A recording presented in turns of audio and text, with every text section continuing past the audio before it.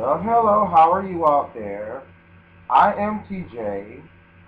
This is episode 19 of my reviews, continuing my overall review of Kingdom Hearts in preparation for Kingdom Hearts 3 that is set to be released.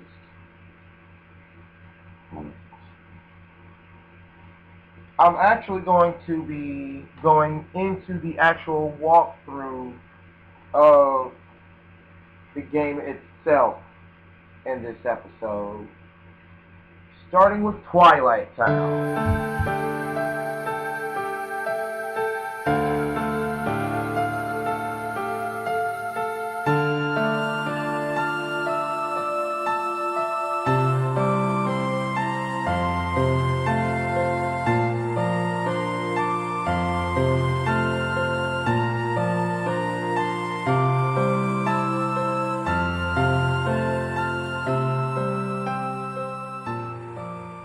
Now, of course,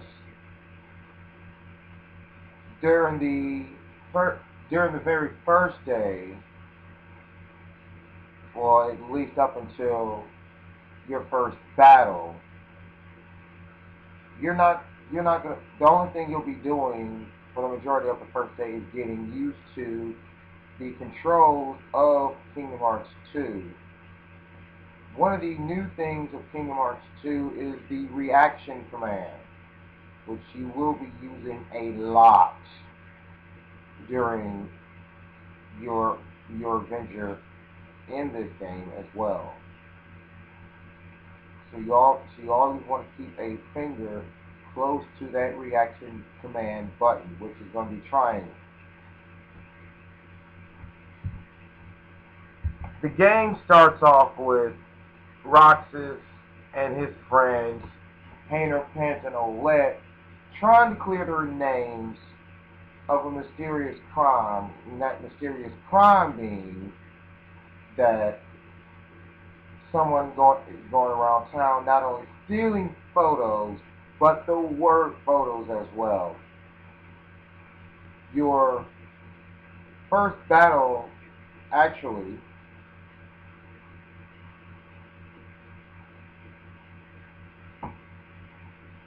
starts off in a sandlot with Cypher. Before you go into the actual battle against Cypher, you'll be able to choose against three weapons. I usually go for the little struggle struggle bat, and they, the one that looks like a sword. That's what I usually go for. But after Cypher is defeated, it is Pence who will attempt to take a photo of Roxas's victory, only to have it stolen right before their eyes. Roxas follows the perpetrator all the way to the old mansion at the end of Twilight Town, and after a couple of unsuccessful attacks against this new enemy, Roxas mysteriously comes up with a Keyblade, and moments later is able to defeat this new enemy. That's day one, mind you. The second day basically deals with Roxas and his friends picking up odd jobs to earn some extra money to go to the beach. Now, according to the strategy guide, once you reach, the 5,000 money, I think, I'm not sure, don't hold me to that. But you can earn as much money as you want. It does not matter. But once you get to a certain point where you can't earn any more during the second day, then it will automatically skip to the scene where everyone is meeting up at the station to go to the beach. Unfortunately, they don't get to go to the beach. That's day 2. Day 3 will basically deal with Roxas having his own dive into the heart. You remember when Sora took his dive to the heart back in Kingdom Hearts 1? Day 3 will have Roxas doing the same thing.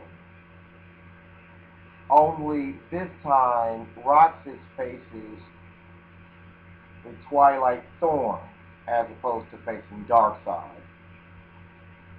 That's day 3. Day 4 is the Struggle Tournament.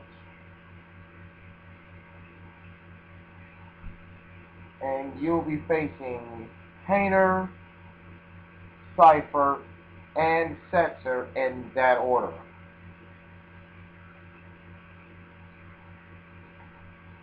Now, in order to actually advance in the game, you must defeat both Hayner and Cypher. I could be wrong about this,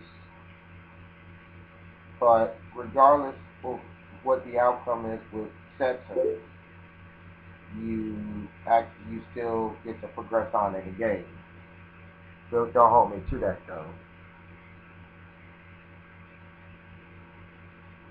It is also during the 4th day that Roxas first encounters Axel.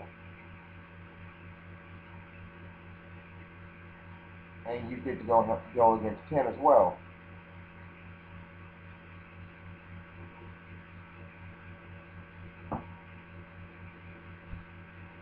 That all happens in day 4, by the way.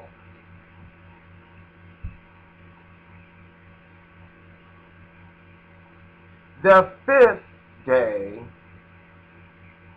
will take you to another part of Twilight Town, Sunset Terrace by name, where you and Pence will go about trying to solve the 7 wonders of Twilight Town. And of course, Pence will give you tips and whatnot on how to try and solve them. Be sure to keep your hand close.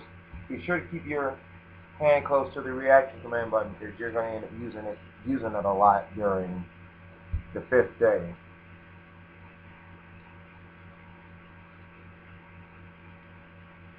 The 6th day, and it's technically speaking the last day that you will control Roxas.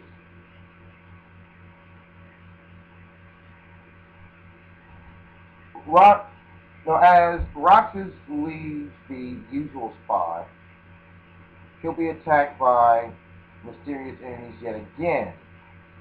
Once those enemies are defeated, Axel comes up yet again, and before Roxas battles Axel again, Diz comes along and freezes Axel in this place and beckons Roxas to come to the old mansion. Eventually, Roxas makes his way to the mansion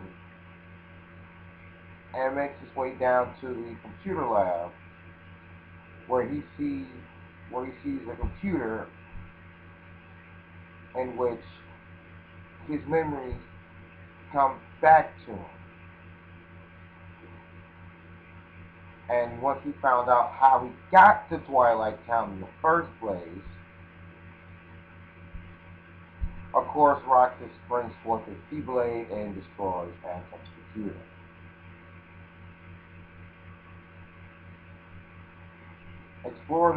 After exploring the computer room a little more, he runs into Axel, who is livid at the fact that the Roxas he knew is dead, or that's what he assumes. And basically decides to go at Roxas all out. However, Roxas, now having his full memory back, withdraws two Keyblades, the Oathkeeper and Oblivion. And after a fiery showdown, no pun intended, Roxas defeats Axel, and Axel makes the comment, "Let's meet again in the next life." Now, when I first heard that, it had me thinking if Axel knew something that Roxas did not. Now, Roxas continues on and sees but Donald and Goofy's pod that they're sleeping in on the way to the main pod room itself, where a digital projected image of Giz waits for Roxas.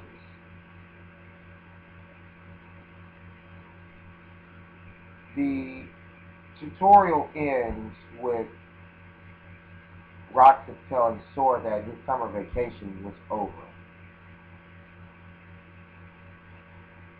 That is going to do it for the walkthrough as Roxas.